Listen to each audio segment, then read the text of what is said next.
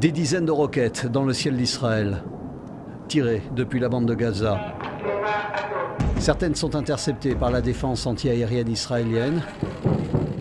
Aussitôt, l'armée de Tsahal réplique. Au petit matin, 2 Israéliennes sont tuées en Cisjordanie occupée, dans la région de Hamra, dans le nord de la vallée du Jourdain. Leur voiture est la cible de tir. C'est le dernier épisode en date d'une brusque montée de tension au Proche-Orient. La veille, le Premier ministre Benjamin Netanyahou tenait un conseil de sécurité d'urgence.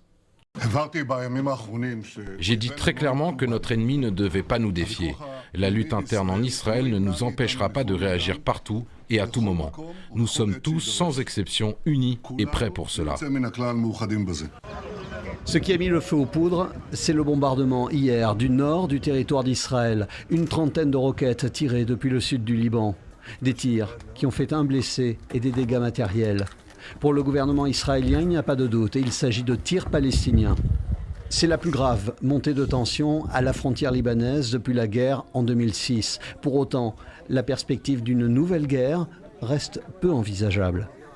Pour le moment, la temporalité d'un conflit israélo-Hezbollah, voire israélo-libanais si c'est appelé à gonfler, ne joue pas du tout en la faveur des acteurs régionaux. Toujours est-il que diplomatiquement, je suis en tout cas à titre personnel pas entièrement persuadé que la temporalité joue en faveur d'une escalade des tensions.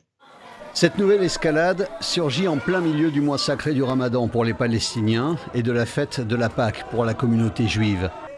Un peu plus tôt jeudi, le Hezbollah chiite, maître du Sud-Liban, avait proclamé son soutien à toutes les mesures des groupes armés palestiniens contre Israël. Pendant ce temps, la communauté internationale appelle à la désescalade.